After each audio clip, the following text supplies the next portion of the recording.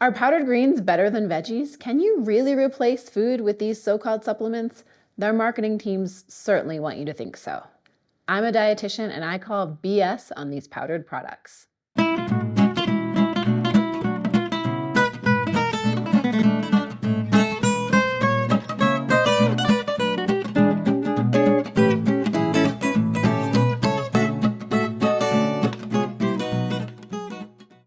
Powdered greens seem to be everywhere right now.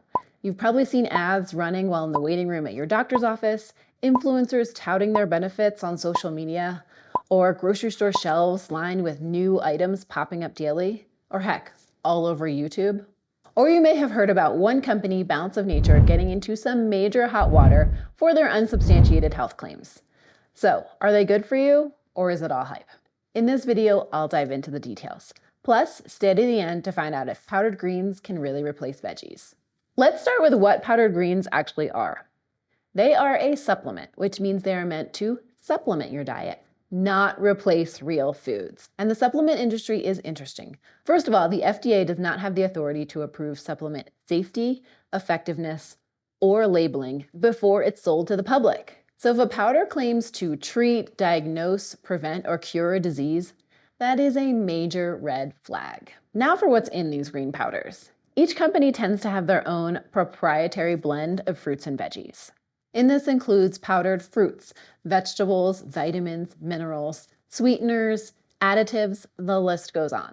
And when their blend is proprietary, they do not have to disclose the amount of each fruit and vegetable in their blend. And what this means for us is we can't tell how much of each fruit or vegetable is in the powdered product. So how can we really be sure we're getting the right amount of nutrients to supplement our diet? And now you're probably wondering, are they good for you? There's limited research at this point on the long-term benefits of these products. Now there are a handful of very small studies that show some slight benefits related to blood pressure and increased blood levels of vitamins. However, these are small studies and there have been more scientifically proven methods for reducing blood pressure and increasing your vitamin intake through the consumption of whole foods. Even the brands themselves have acknowledged to the New York Times that no rigorous independent studies have evaluated the health benefits of the products themselves. There are also a few other things to be cautious about with supplements and these powdered products in particular. We can consume too much of certain vitamins like vitamin A, D, E, and K. Overconsumption can cause toxicity and can cause health problems, although it is rare. For additional expert insight, I consulted with someone in the pharmaceutical industry, who also happens to be my sister-in-law. Pharmacist Sam is a pharmacist and an expert in medication management. Here are her supplement tips. Look for USP certification on supplement labels. This means they are third-party tested. Always read the labels on supplements and look for inactive ingredients as well as the active ingredients. Watch out for medication and supplement interactions. Ask your pharmacist if you're not sure. They are there to help. And always consult your doctor before starting a new supplement.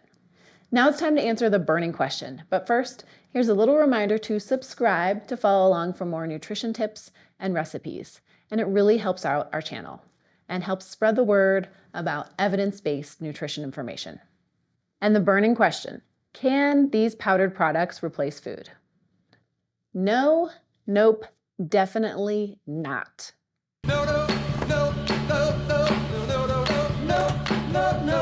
What these products don't have is the water, the fiber, the phytochemicals that are naturally found in fruits and vegetables. By dehydrating and grinding fruits and vegetables into these powdered products, they are processing them into unrecognizable forms to our body. And the products that tout fiber and digestive health, well, real food beats them out every single time.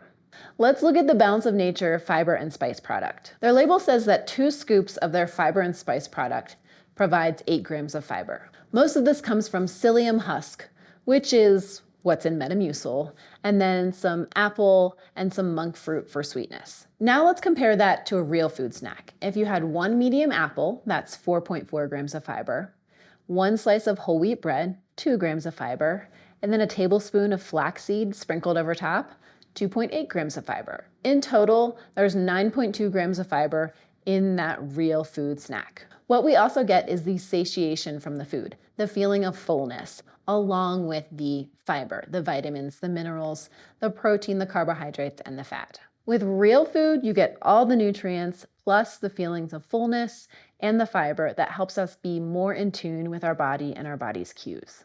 To sum everything up, it's real food for the win. Research shows that fruits and vegetables in their natural forms, not powdered, are associated with lower mortality risk. Also, the benefits of fruits and vegetables may help in the prevention of cardiovascular disease, help lower your risk of stroke, be beneficial for your mental health, and protective against certain cancers. And those are just a few examples. The bottom line is these powdered and capsule products should not be a replacement for real foods. If you're looking to up your fruit and veg intake, find a dietitian to help you so you can reap the benefits of real foods. Thanks for watching. I hope this cleared up some misconceptions out there on powdered greens. Hit the like button below and subscribe to follow along for more nutrition tips like this one and recipes. If you have a nutrition question, leave me a comment below and I will answer it in another video. Until then, eat well, be well, thrive.